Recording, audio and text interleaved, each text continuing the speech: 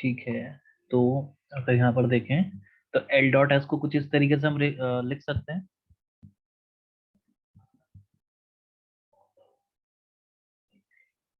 अच्छा, L dot S की value कितनी होती है? L dot L dot S की वैल्यू होती है एल मॉडुलस एस मॉडुलस और कॉस थीटा। थीटा किसके बीच में? एल और एस के बीच में। अच्छा, जे मॉड स्क्वायर की वैल्यू कितनी होती है? जे मॉड स्क्वायर की वैल्यू होती है जे, ठीक है, इसकी वैल्यू होती है यहाँ लिख देता हूँ मैं, जे मॉड की वैल्यू होती है अंडर रूट जे, J plus one H cross. ठीक है, ये क्या होती है? इसकी वैल्यू होती है। ऐसे ही एल के लिए लिख दोगे under root L, L plus one और एच क्रॉस। ऐसे ही एस के लिए ये हो जाएगी S, S plus one H cross. ठीक है, तो जब ये वैल्यू इधर पुट करोगे, ठीक, तो इसकी जो फाइनल वैल्यू आती है वो मैं लिख देता हूँ, कॉस थीटा एल एस की जो वैल्यू आ जाएगी यहाँ से,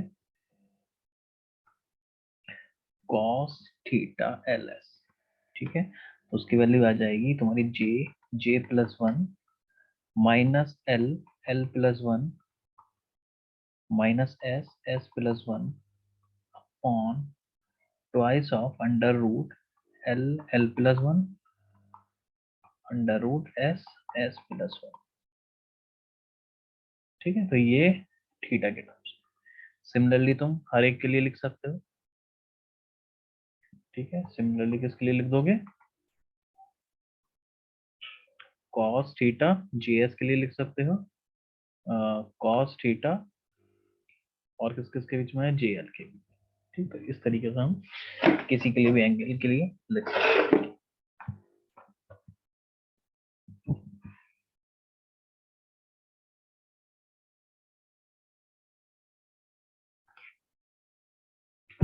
और इसमें एक आता है लैंडेस जी फैक्टर।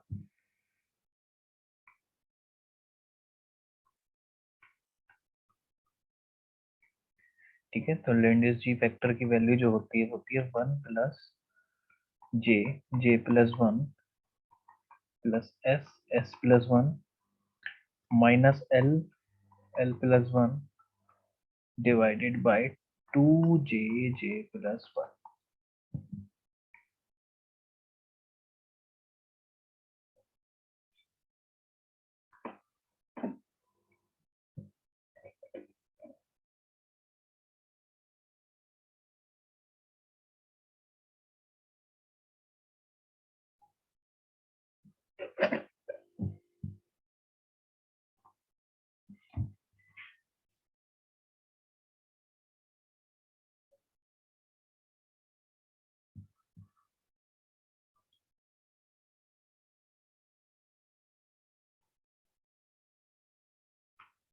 इसके बाद एक चीज रखना, टर्म सेपरेशन की।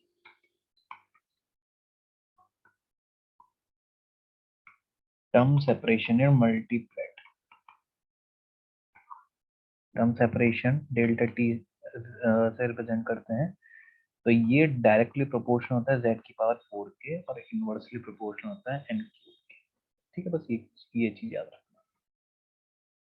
किसी पर्टिकुलर एटम के लिए दे देगा वो तुमको कि हाइड्रोजन एटम के लिए टर्म सेपरेशन इतनी है, किसी और के लिए निकालो।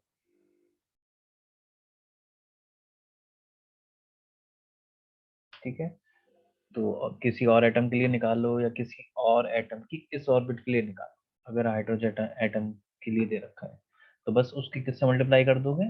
z की मतलब z के जो भी टर्म्स होगा उससे मल्टीप्लाई करके और n की वैल्यू पुट कर देना है, तो वो क्या हो जाएगा? उसके डायरेक्टली प्रोपोर्शनल हो जाएगा।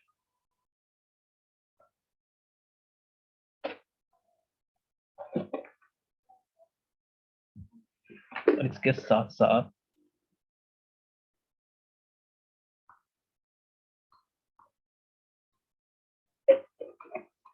Fine structure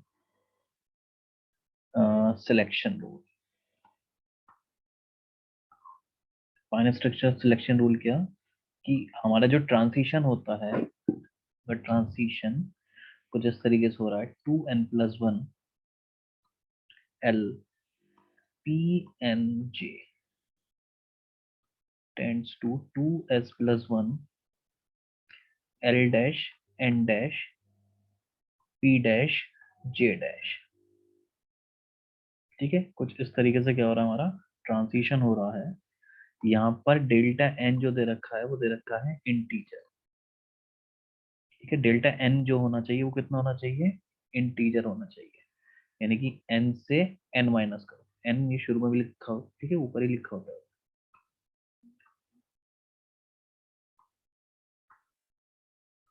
N dash. ठीक है, तो डेल्टा एन कैसा होना चाहिए, फाइन स्ट्रक्चर सिलेक्शन रूल ये होता है कि डेल्टा एन हमेशा इंटीजर होना चाहिए। ठीक, और ये एस 2s J L। ठीक, डेल्टा एल जो होना चाहिए वो होना चाहिए +-1। Delta S should be 0। ठीक है, यानी कि इसके जो मल्टीप्लिसिटी में वो कुछ चेंज नहीं होना चाहिए। और डेल्टा जे की वैल्यू जो होनी चाहिए वो कितनी होनी चाहिए, 0 +-1।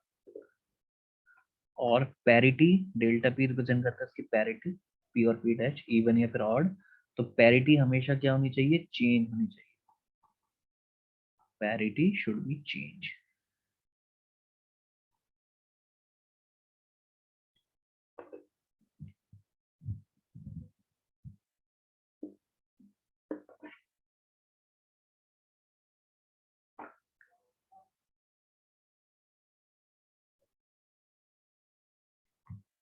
ठीक है, तो यहां से क्वेश्चन आए हुए हैं कई बार इस पे, गेट में अधिकतर आते हैं। गेट पे इन बेसिक क्वेश्चन पर फॉर्मूले पे जल्दी पूछे जाते हैं, एक नंबर वाले में।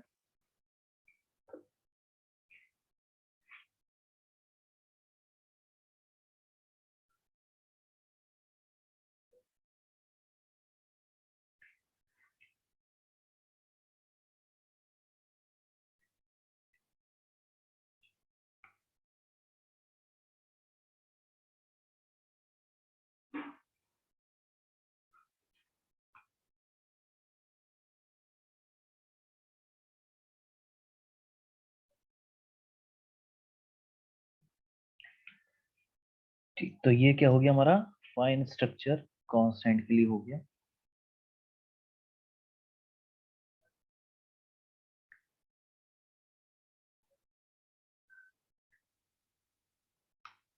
अच्छा, और जो क्वेश्चन आते हैं तुम्हारे यहाँ से वो आते हैं टर्म सेपरेशन।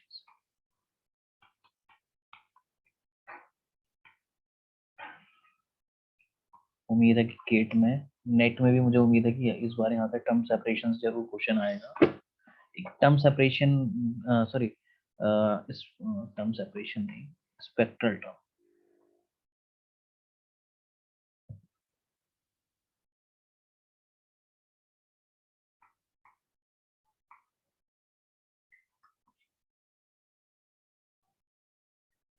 स्पेक्ट्रोस्कोपिक टर्म से क्वेश्चन बनेगा तुम्हारा इसमें। ठीक है, स्पेक्ट्रो इस जो स्पेक्ट्रोस्कोपिक टर्म जो होता है, अगर यहाँ से देखें तो दो टाइप के आते हैं क्वेश्चन। एक तो इक्विवेलेंट इलेक्ट्रॉन वाले, एक नॉन इक्विवेलेंट इलेक्ट्रॉन। ठीक है, एक इक्विवेलेंट इलेक्ट्रॉन और एक नॉन इक्विवेलेंट इलेक्ट्रॉन।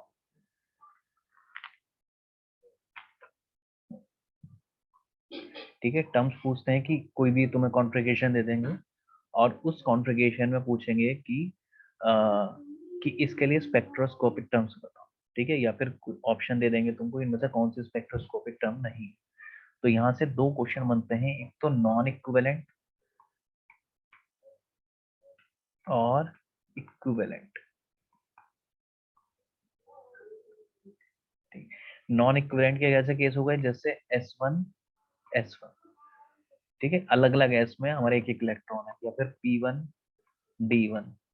ठीक, या फिर हमारे क्या हो गया, S1 P1, इस टाइप के जितने भी वो हैं वो किसके अंडर आते हैं, नॉन इक्विवेलेंट इलेक्ट्रॉन के। और इक्विवेलेंट इलेक्ट्रॉन का मतलब कि उसी शेल में हो, यानी कि जैसे S² हो गया, ठीक है, P6 हो गया, D10 हो गया।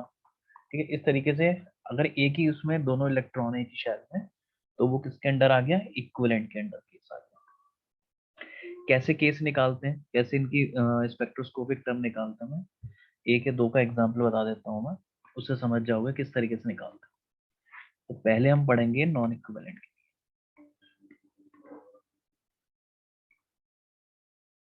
ठीक है, नॉन इक्विवेलेंट इलेक्ट्रॉन्स के लिए, नॉन इक्विवेलेंट इलेक्ट्रॉन्स के लिए सपोज एग्जांपल दे दो तुम्हारा, P1 एग्जांपल दे दिया।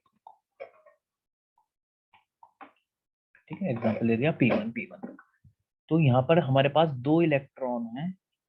ठीक है, एक इधर वाले पी शेल में है, एक इधर वाले पी शेल में।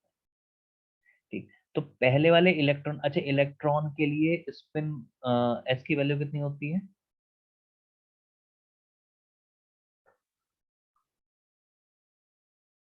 इलेक्ट्रॉन के लिए एस की वैल्यू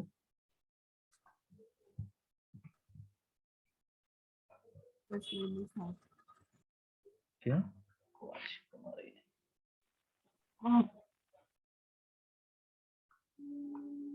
ठीक, इधर वाले इलेक्ट्रॉन के लिए देखो, इधर वाले के लिए एल की वैल्यू कितनी होगी, और ऑर्बिटल नंबर कौन सा होगा, एसपीडीएफ होता है नहीं। तो एल की वैल्यू इसके लिए 0 होती है, इसके लिए 1 होती है, इसके लिए 2 होती है, इसके लिए 3 होती है।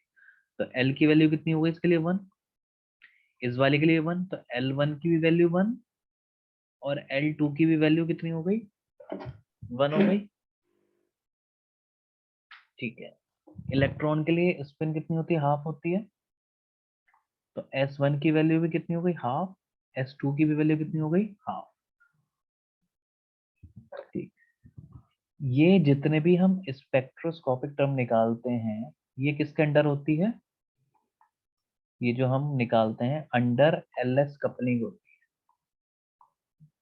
एलएस कपलिंग में क्या होता है कि एल अलग कपल्ड करते हैं, एस अलग कपल्ड करते हैं, उसके बाद टोटल जे बनाते हैं एल प्लस एस।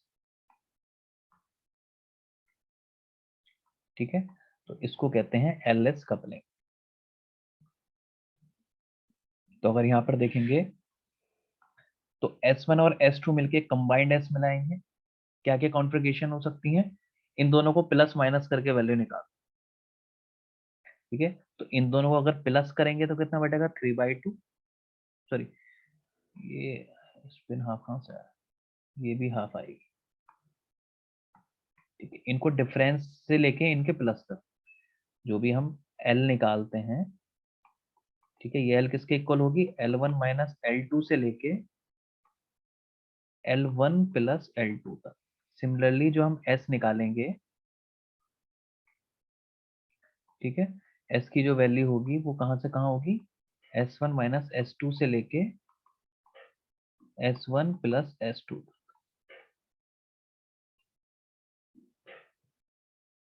ठीक है, तो अगर हम यहाँ पर S निकालें तो माइनस करो, तो S1 माइनस S2 करो तो कितना आएगा, 0। इसको प्लस करोगे तो कितना आ जाएगा, 1। ठीक है, तो दो ही वैल्यू आ गई मेरे पास, 0 और 1। और अगर ऊपर की वैल्यू निकालोगे, L निकालोगे, तो इनको माइनस करोगे 0, इनको प्लस करोगे 2। तो इनमें 1 प्लस करते जाओ, 0 1 और 2। तो मुझको L की वैल्यू कितनी मिल गई, 0 1 2, और S की वैल्यू कितनी मिल गई, 0 1। समझ में आया ये वाले पॉइंट? Yes sir. अब करना क्या है हमको, जब हमारे पास L और S की वैल्यू आ जाती है, देखो S इज इक्वल्स टू 0 होते हैं, इसको कहते हैं सिंगलेट। ठीक है, और S इज इक्वल्स टू 1 जो मल्टीप्लिसिटी होती है, इसको कहते हैं ट्रिपलेट। क्योंकि अगर मल्टीप्लिसिटी निकालोगे तो कितनी होगी, 2s प्लस 1। S की वैल्यू 0 रखोगे तो कितना होगा, 1 आएगा, और S की वैल्यू 1 रखोगे तो कितना आएगा, 3 आएगा। ठीक है, तो ये सिंगलेट हो गई, इसका करस्पॉन्डिंग क्या हो गई, ट्रिपलेट हो गई। अब तुमको क्या करना है, ये जो L आए हैं, L और S निकाल लिया, इतना पता चल गया। L के करस्पॉन्डिंग वो लिख लो। L0 का मतलब क्या होता है, कैपिटल में लिखना S। 1 के करस्पॉन्डिंग P और इसके करस्पॉन्डिंग कितना हो गया D।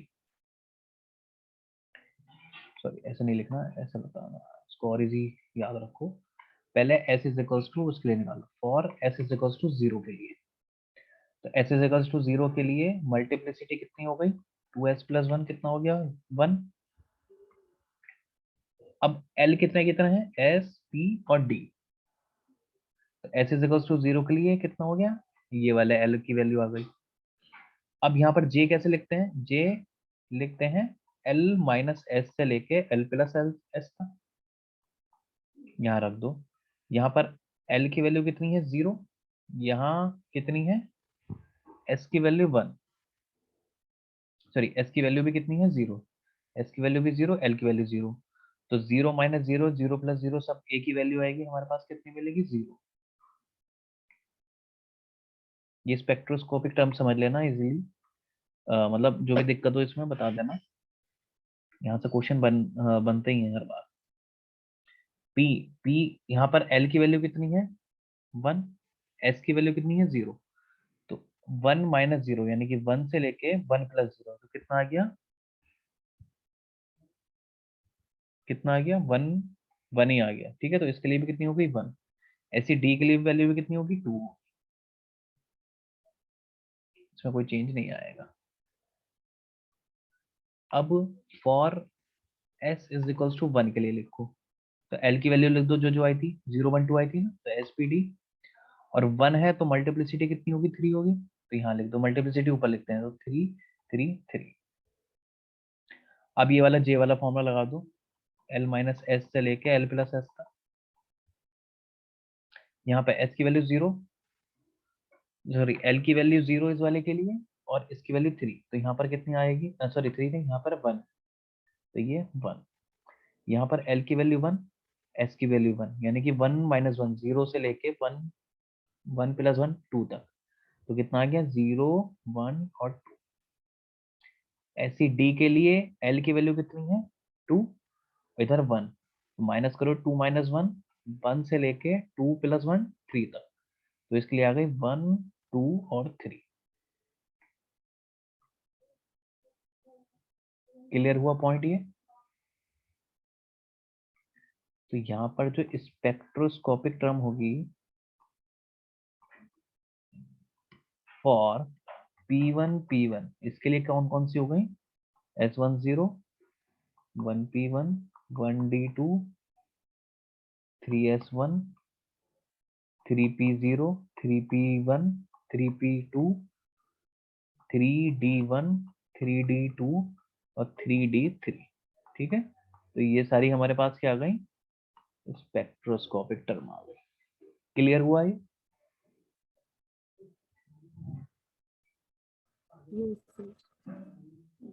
ठीक है, इसके कुछ और ट्राई कर लेना, और लिख लो P1D1 के लिए भी ट्राई कर लेना, S1P1 के लिए कर लेना, 18 के लिए भी कर लेना S1P1D1।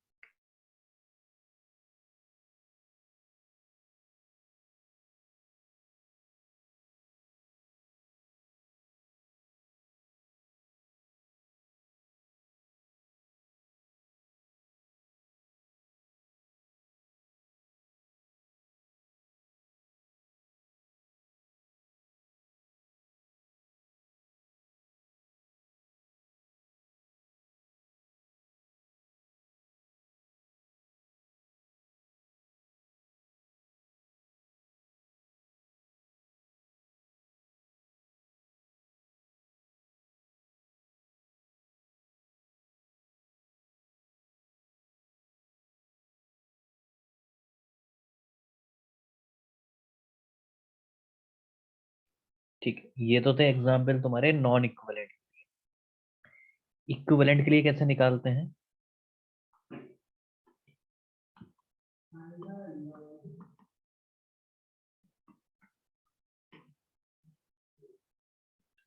और इक्विवेलेंट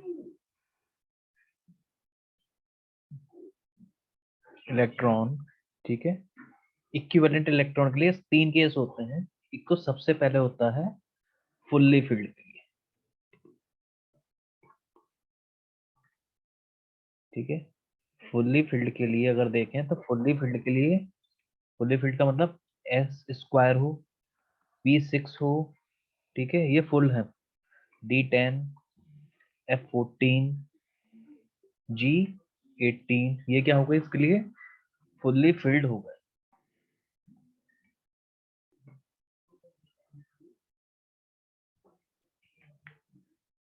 ठीक है, तो ऐसे केस बनाते हो ना, बॉक्स बनाते थे इसके लिए, ये इसके लिए 3 डिब्बे बनते थे, इसके लिए 5, ठीक है, इसके लिए 7,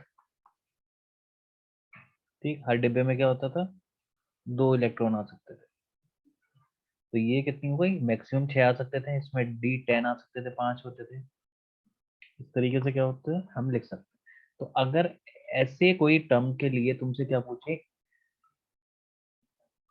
स्पेक्ट्रोस्कोपिक टर्म पूछे, तो सबके लिए सेम होता है, सेम फॉर ऑल, ठीक है। वो कितना होता है? होता है 1s0, ठीक है, 1s0। बस एक ही टर्म क्या होता है, ये एग्जिस्ट करता है। याद रखना फुल्ली फिल्ड के लिए।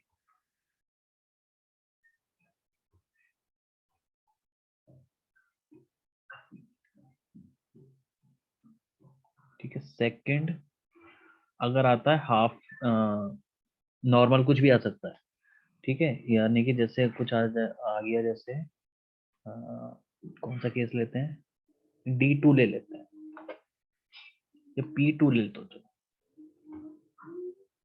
ठीक है। P2 के लिए स्पेक्ट्रोस्कोपिक टर्म लिखनी है। तो यहाँ पर S1 और S2 कितना हो गया? S1 भी हाफ हो गया, S2 भी हाफ हो गया, यानी कि 2 इलेक्ट्रॉन के लिए, ठीक है। अच्छा, L1 L2 कितना हो गया? 1, और ये भी 1 हो गया, ठीक। L कितना निकलेगा मुझे ये बताओ, L की वैल्यू कौन कौन सी होगी? यहाँ से अगर L कंबाइंड करेंगे तो 0 1 2 आएगी मेरे लिए, और ऊपर S कंबाइंड करेंगे तो 0 और 1 आएगी, ठीक है। इसमें क्या करेंगे, S इज इक्वल्स टू 0 के लिए इवन L लेंगे। इवन L कौन कौन से? 0 और 2, यानी कि S, इसके करस्पॉन्डिंग S होगा, इसके P होगा, ये इसके D, तो S और D आएगी, ठीक है। तो S इज इक्वल्स टू 0 के लिए क्या आ गया? ये आ जाएगा 0, और ये आ जाएगा 1D2, ठीक है। और S इज इक्वल्स टू 1 के लिए आ जाएंगी odd, odd L, odd L कौन सा होगा? केवल P। तो ऊपर 3, और नीचे कितना हो जाएगा? 1 -1, 0 1 2। तो इनके लिए ऐसे लिखना है, इनके लिए सब टर्म नहीं लिखनी। S इज इक्वल टू 0 इस तरीके से याद रखो, S इवन है 0, तो 0 इवन है तो L की वैल्यू इवन लेंगे, S ऑड है तो इसके लिए भी ऑड लेंगे, सारी वैल्यू नहीं लेंगे,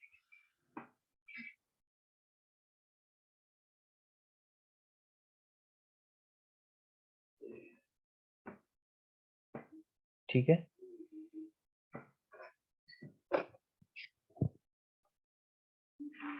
और अब आता है लास्ट वाला, ये तो किसी भी उसके लिए हो गया। अब थर्ड वाला आता है हमारा एग्जैक्टली हाफ फिल्ड,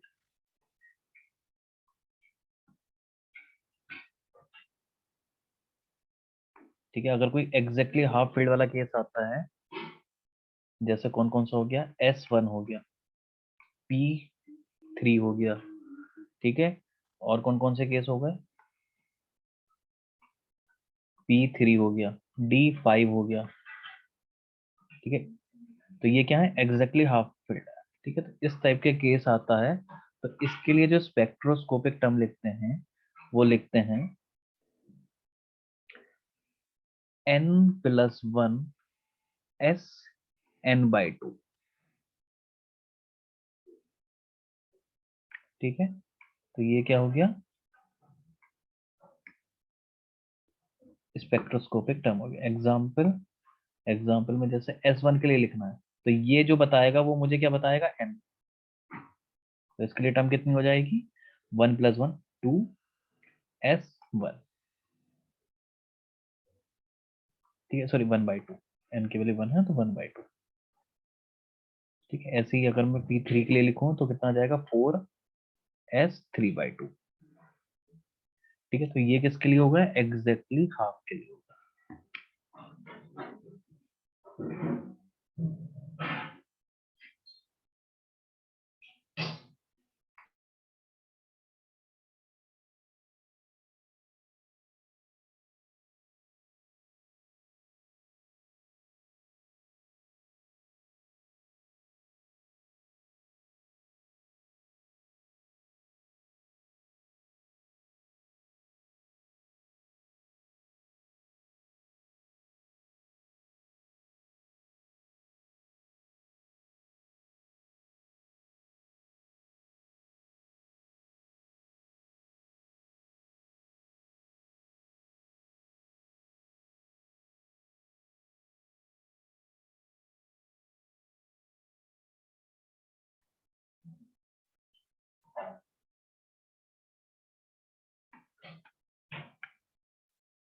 अच्छा, एक क्वेश्चन यहाँ से भी आ जाते हैं कई बार, लेंडिस इंटरवल रूल,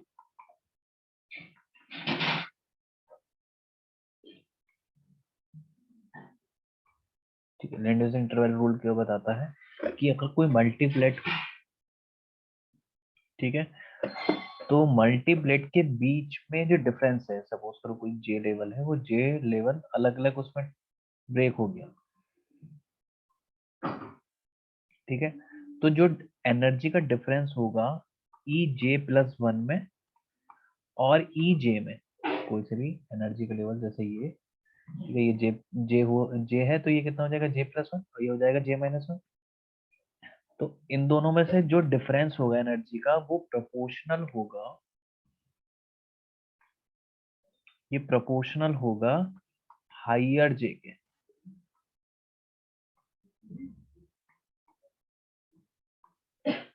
ठीक है। हाइयर जे के क्या होगा, इक्वल होगा,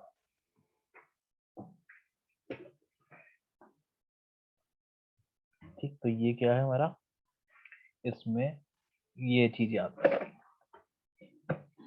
इस पे कई बार क्वेश्चन आए हैं, बस तुमको क्या करना, हाइयर जे वाला ऑप्शन चूज करना।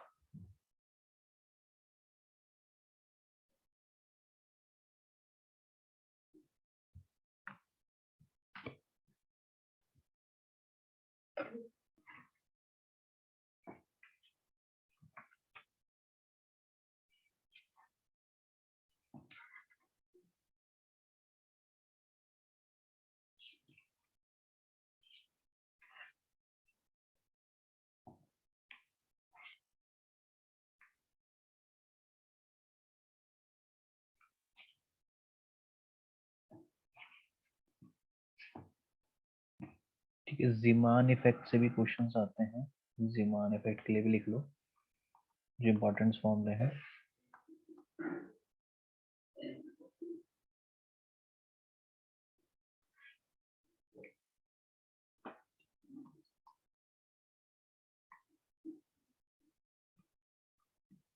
ठीक है, जीमान इफेक्ट, दो टाइप के इफेक्ट होते हैं, एक नॉर्मल, नॉर्मल जीमान इफेक्ट, ठीक है, और एक होता है एनोमलस जीमान इफेक्ट। नॉर्मल और एनोमलस में क्या डिफरेंस रहता है, सबसे पहले ये तो रहता है, ये वीक फील्ड में होता है, किस फील्ड में होता है ये होता है वीक मैग्नेटिक फील्ड।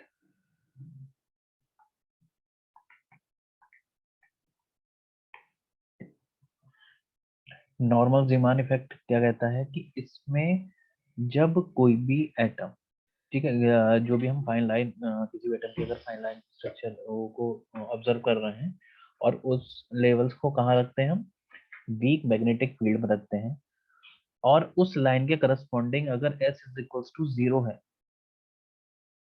ठीक है, तो जो कंपोनेंट ब्रेक होंगे, कंपोनेंट जो ब्रेक होंगे 2 और 3 कंपोनेंट में होंगे, ठीक है, कंपोनेंट कितने होंगे, 2 या फिर 3 कंपोनेंट्स में वो लाइन क्या हो जाएगी, ब्रेक हो जाएगी।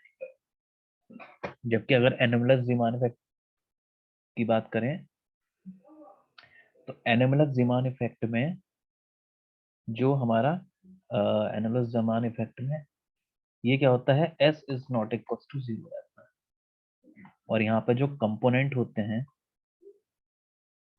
ठीक है, ये जो होते हैं ये सेवरल कंपोनेंट,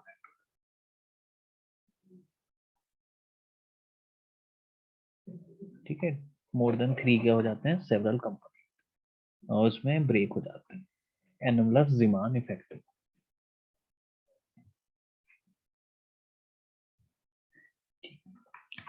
तो यहाँ पर जो एनर्जी का रिलेशन रहता है, ठीक है, जो जितने एनर्जी सेपरेट में हो गया, ठीक है, सपोज करो कोई भी एल वो है,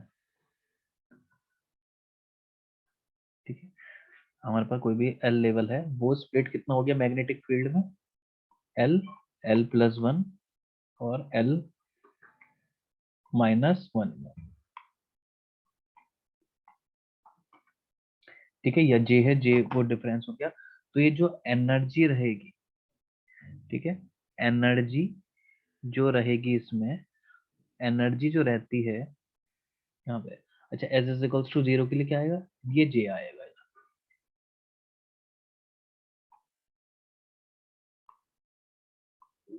ठीक है, जो भी जे और एल जो भी गिवन हो तुमको, ठीक, उसमें जो एनर्जी सेपरेशन जो होता है डेल्टा ई, ठीक है, डेल्टा ई वो होता है g L mu B, B और हमारा हो गया ये एम एल या एम जे, जो भी हम जिसके करस्पॉन्डिंग भी लिख रहे हैं उसके करस्पॉन्डिंग हमारा हो गया, ठीक, एनर्जी सेपरेशन हम कुछ इस तरीके से देते हैं, ठीक है, इनके अगर कॉन्जिक्यूटिव के लिए ले रहे हैं तो इसके लिए एमजे की वैल्यू कितनी हो जाएगी, डिफरेंस करेंगे तो 1 ही आएगी, उस हिसाब से हम इसमें क्या कर देंगे, वैल्यू पुट कर देंगे। मोस्टली एमजे की केसेस में 0 रहती है, और जीएल की वैल्यू इलेक्ट्रॉन के लिए कितनी लेनी है, 1 लेनी है, ठीक है,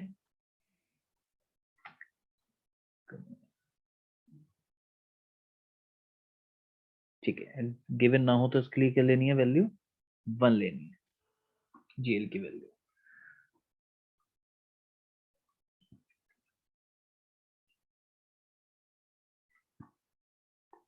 ठीक, अच्छा, इसमें एनर्जी कितनी हो गई, एनर्जी सेपरेशन जो हो गया वो जीएल म्यू बी बी, ठीक है, एमजे की वैल्यू अगर हम कॉन्जिक्यूटिव में ले लें तो डिफरेंस कितना हो गया, 1 का हो गया, और ये एनर्जी सेपरेशन कितनी हो गई है, यहाँ से फ्रीक्वेंसी भी पूछ लेता है, फ्रीक्वेंसी किस तरीके से निकालोगे, फ्रीक्वेंसी निकालने का ई इज इक्वल टू कितना होता है, एच न्यू, तो डेल्टा ई कितना हो जाएगा, एच डेल्टा न्यू, ठीक है, तो H delta nu is equal to g L mu B B,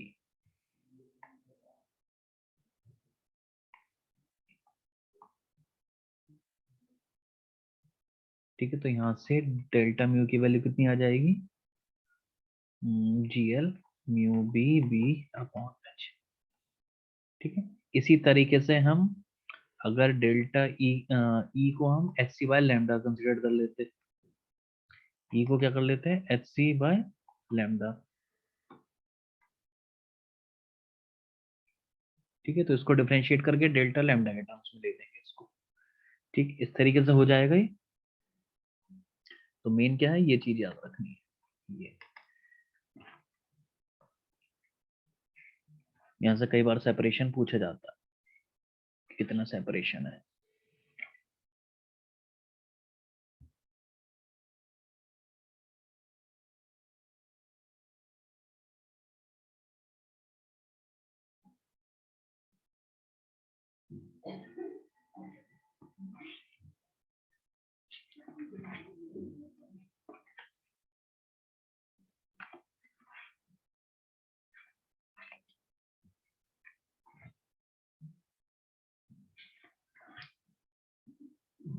है, तो ये तुम्हारा है तो बहुत सारा, लेकिन मुझे जहां जहां तक लगा ये इम्पोर्टेंट है वो मैंने ये लिखवा दिया।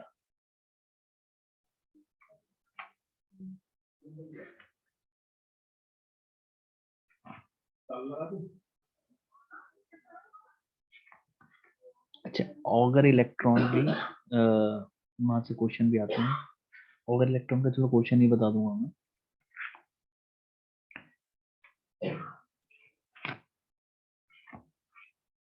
अच्छा, स्टर्न गल्लाक एक्सपेरिमेंट से का फॉर्मूला लिख लेना है।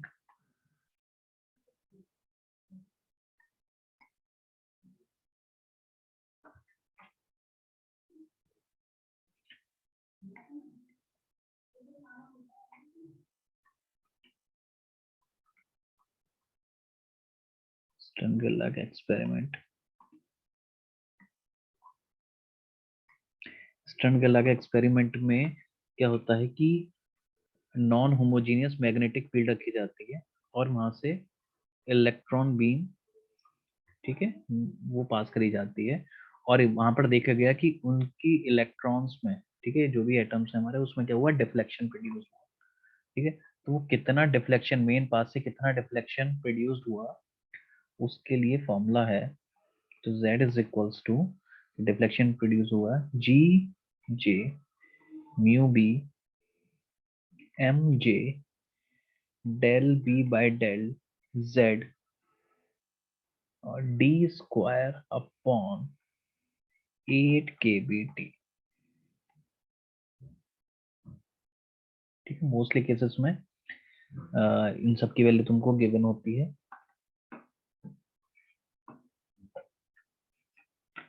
अच्छा, एक मिनट।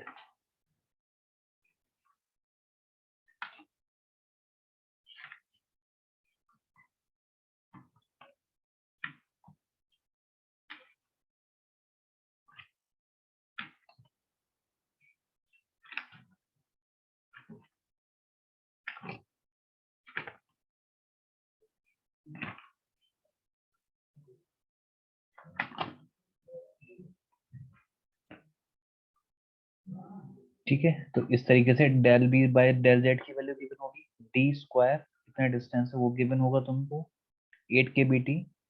ये मोस्टली क्या दिया जाएगा कि एक डिस्टेंस के लिए दिया जाता है, गिवन होता है, दूसरे के लिए पूछता है। तो तुमको बस डिपेंडेंसी देखनी है कि डी स्क्वायर है, टाइम के इंडिपेंडेंट इनवर्सली प्रोपोर्शनल है। ठीक है। अच्छा, म्यू बी की वैल्यू नोट कर लेना। म्यू बी की वैल्यू जो होती है 9.27 into 10 to the power -24 joule पर टेस्ला।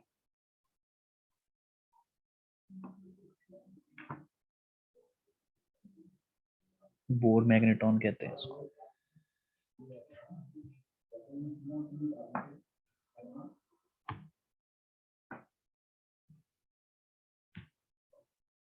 ठीक है, थोड़ा बहुत एटॉमिक में मुझे जहां तक इम्पोर्टेंट लगा इन इन फॉर्मूले बेस पर, इस पे क्वेश्चन भी बताता हूँ किस तरीके से आए हैं क्वेश्चन।